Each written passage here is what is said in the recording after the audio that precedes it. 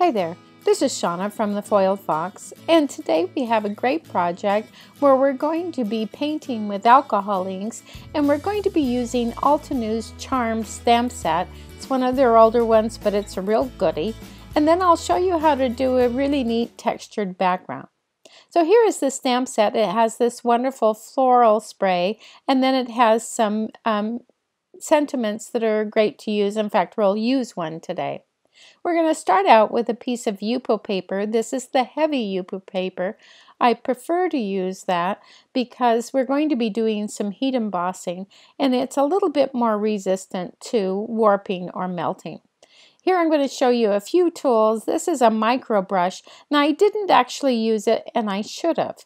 Instead, what I used is this kind of pointed Q-tip, and it was not as effective as the micro brush, so I would do that instead. And then my regular alcohol brush, alcohol blending solutions, and some alcohol inks. But to begin, I'm going to be doing some heat embossing, so we're going to use the anti-static powder, and we're going to put that on liberally. And then stamp up this, or ink up this stamp with Versamark ink, very liberally as well. And then stamp it, most of this is going to be on the diagonal. I'm going to stamp most of it onto the paper. Then what we're going to do is we are going to heat emboss this, and then we'll go back and do more stamping. But I want to do some heat embossing with this in the center because I want to just know exactly where I am, and I know where I'm stamping when I stamp the others, where I don't want to stamp on top of what I already stamped. So here I've got my heat gun really hot, screaming hot, and I'm just moving it very quickly. You can see I don't like to stay very long because if you do, you will melt it or warp the paper, even though it's a heavy one. It's, like I say, more resistant than the regular weight by quite a lot, actually, but it still can melt, so do be very cautious.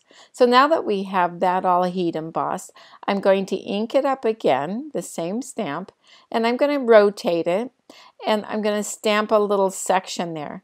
Now I took a piece of scratch paper before I did this, and I stamped it up just so I could see how I liked it. I'm sorry I didn't show you that on a screen, but I do that where I kind of mock it up on a piece of typing paper just so I can see if I like it or if I need to make some tweaks. So here again, I'm not masking off what I originally did, and you could do that, but since this one's going to overlap just ever so little, I'm going to show you how I'm just going to take care of that little situation really easily. So now that that is stamped on both sides, I'm going to sprinkle this with the same embossing powder. It is the Hero Arts Silver. And now I have a complete design, and I just need to heat emboss this. But first, you can see right here is a little bit of overlap. So I'm just taking a teeny tiny brush, and I'm just brushing away any of those areas that are overlapping. And I went ahead and I heat embossed this off screen, just so that you know I'm not coloring without it being heat embossed. You want to make sure that that embossing powder is good and melted. So I'm starting out with using shell pink and a little bit of yellow. These particular blossoms I wanted to be quite light pink, and I do like to add just a little bit of yellow to some pinks, and it got a little too yellow there, so I'm going to add more pink. Now you can see what I do is I use the alcohol blending solution just to loosen up the color a little bit, and then I just paint very much like watercolor. There are a few differences in that this, if you add too much of the alcohol blending solution, then it's going to make your color just kind of bleed to the edges and disappear. So you want to be careful about that. And the alcohol inks they do evaporate really quickly. So they don't stay wet for very long. They dry super fast because the alcohol is actually evaporating off. So for the next flowers, I wanted them to be a salmon color, and this is actually salmon and a little bit of the sunset orange that is blended together. Now you can see I'm using that little puffer. Now you can use a straw, but I use the puffer. It saves my puffing on a straw, and it really blends it out very nicely. You can see how it just kind of spreads that ink around. And I like using it a lot. I use it for lots of different things. It's actually used to in photography to get rid of all the lint on your lenses, but you can use it for this, and it's great. I picked up this tip from Jessica. I think she's from All About Sparkle, and it's a great idea.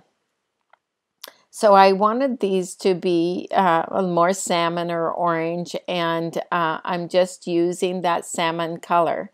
Right now it looks like the flowers that we painted before are a little pale, but you'll see when it'll all come together. So now I'm going to use a little bit of purple. This is amethyst.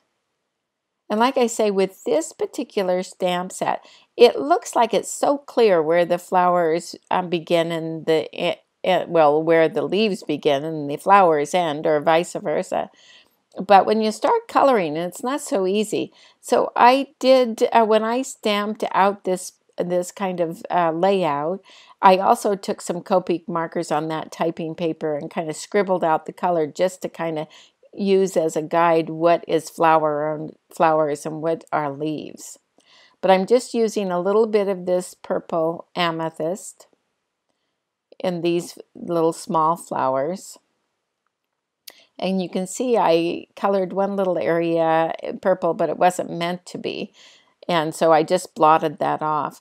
And I do use just a less saturated amethyst color for the shading. So I loosen up the color with the amethyst at first to color it, and then I use a more concentrated bit of amethyst to put it in the center. And then here is one of my very favorite colors in alcohol inks. It is flamingo. It has a really beautiful pink to it. It's quite vibrant. And I'm adding just a little bit of that sunset orange. And I often do that both in watercolor and in alcohol ink coloring or painting, because it makes it very complementary to the flowers around it if you're using very similar colors. So I'm coloring that. You can see there I'm going to color just that little bit of pink in there because that's actually a beginning of a flower.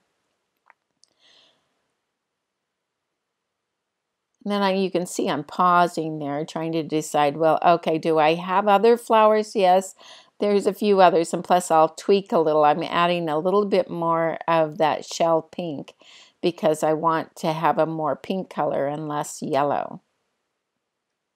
You can see I can add it, but do use like a puffer or a straw to kind of blend it out because you do have a very limited amount of time because it does dry so quickly. And I'm just tweaking these colors, adding in just a little bit of darkness in the center. But now we'll go on to the leaves. And my favorite color combination for leaves is willow, which is the one on the top. The one in the middle is meadow. And then the patina, one at the bottom that has some blue in it. So I start out with the willow and then add meadow as my shading. And I'm going to add, you can see I'm using that little kind of Q-tip to use the meadow for the kind of stems. Now it would have been better to use the micro brush, like I said. That would have gotten in there, I think, a little bit better and made the colors a little bit brighter. But I'm just mixing in these colors. You can see I really like the patina, which is that kind of bluish green color. to add some brightness to the leaves. But it really helps when you start coloring the leaves because it starts to come together and you realize where you're starting to understand more where the leaves are and the flowers are. This is a real spring bouquet, and so I'm using very springy colors. You could easily just color part of it and leave the others black and white, which would be lovely too, or you can use any kind of color scheme. This one is because it's finally springtime. I thought a nice spring kind of bouquet would be nice.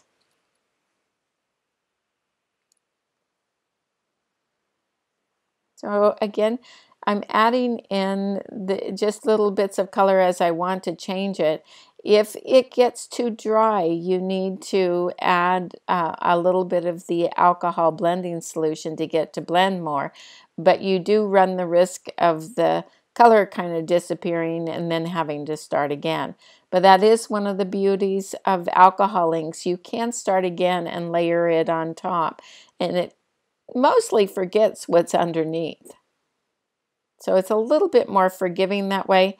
The one thing that you do have to kind of resign yourself to, though, when you're doing alcohol ink painting, is that it's going to be a looser look. And to get really precise with it just usually is not in the cards. So you have to kind of be resigned to having that kind of loose, kind of, artsy look to it.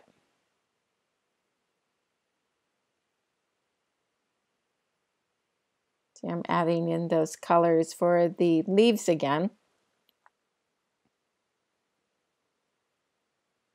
I blotted that off, you can see, and because I kind of wanted to start again, like, well, I wasn't crazy about that. And you can do that if you can do that in watercolor too. It's the same kind of thing, is blot it off really quick and then start again. So again, I'm doing those leaves, and yes, you see my head every so often, sorry. Sometimes I just have to lean over a little bit more and it gets my head in the way.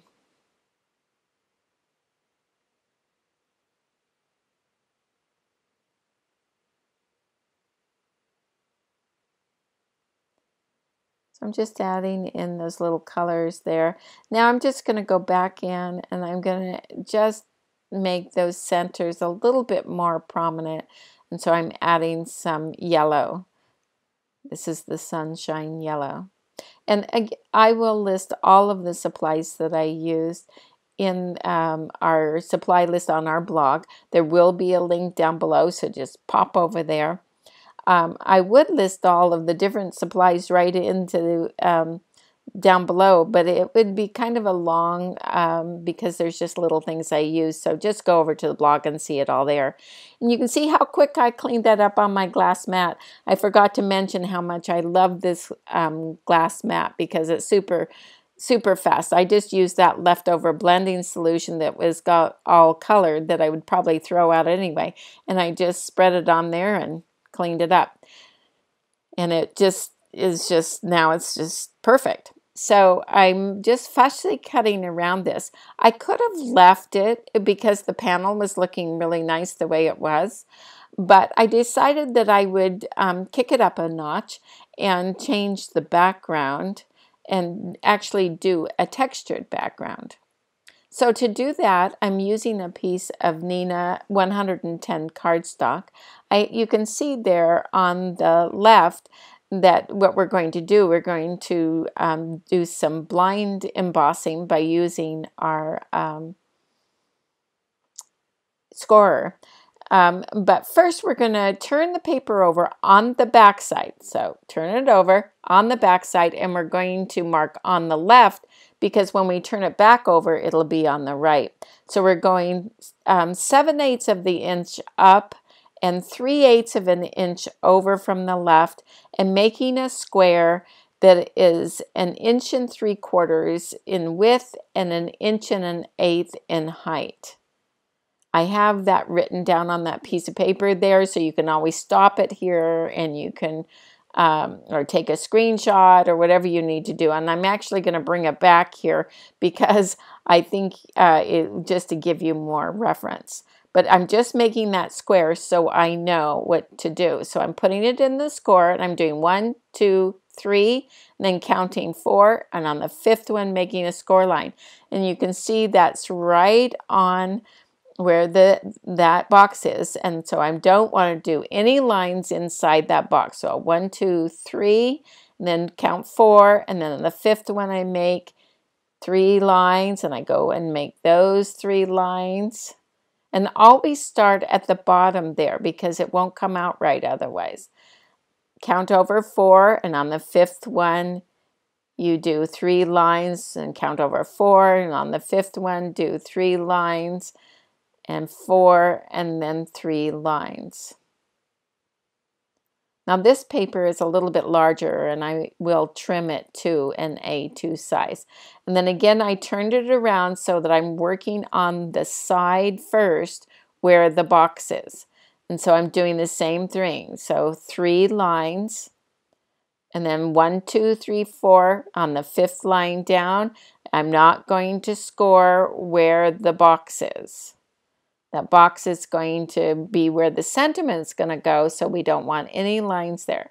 So you saw how I went all the way down there, and that was because we're on the side. So 1, 2, 3, 4, and on the 5th one, 1, 2, 3. See, and now that's the end. So you can see there. Now, if you look closely, I missed a little area because I wanted to be so careful not to miss it. But first I'm going to just kind of score around this box just to make it more pronounced. But I'm going to go back later and actually put in those couple of score lines I missed above and below the box. And then I slipped, and it made little marks on the front side. So I'm just burnishing them down, and you won't be able to see it at all. But now I chuck this textured background into the MISTI. I put our sentiment on the door so it's lined up with that box, and I'm stamping it with a Wende Vecchi color. It's an archival ink, and it's called Watering Can. It's a really nice gray, and I'm stamping it several times. It actually would have looked more gray had I didn't stamp it so many times, but I wanted to get a really good impression. And I'm doing this, I'm holding this MISTI in a weird way, and that's just because I'm trying to avoid all the reflections so you don't get blinded by it. So I wiped it off here because I now have the impression the way I want it, and I'm using some Versamark ink, and I'm going to stamp on here. Now I had little fuzzies there, so I took those off, and I'm going to stamp it twice. This is just Versamark ink, and the reason why I'm doing this is because I'm going to now clear emboss it. And this will give you the result as if it was just embossed with black embossing powder. You're probably asking me, why didn't I just use a black embossing powder? And there's a very good reason why. For this little things, those L-I-T-T-L and then the T-H-I are so close together that when you use embossing powder, it often just ends up in a blur. So when you stamp it first, and then if you want it glossy, and I wanted it to kind of match these flowers, then that's the way to do it. So now I adhered that to our flowers to the card base, and with some foam tape, and then put some foam on the back of that, and then mounted it onto a white card base. And then I'm just going to add a few of these enamel dots, and we're going to be done. You can use, of course, Nuvo drops. That would work great. But here it is. I just love the way it turned out. I hope you enjoyed it. And you'll see I got those little lines in off camera so that it's all complete, the pattern. It makes a very nice blind embossed pattern, and it's super easy to do. So here you go. Thank you so much for joining me today. I really appreciate it. If you enjoyed it, please give us a thumbs up. And if you haven't already, we'd be over the moon if you would subscribe. And be sure to pop over to our blog, There we have lots of inspiration and, of course, a complete supply list and other close-up pictures. And then if you want to be notified of any of our upcoming videos, just click the bell. Thanks so much, and we'll see you next time. Bye.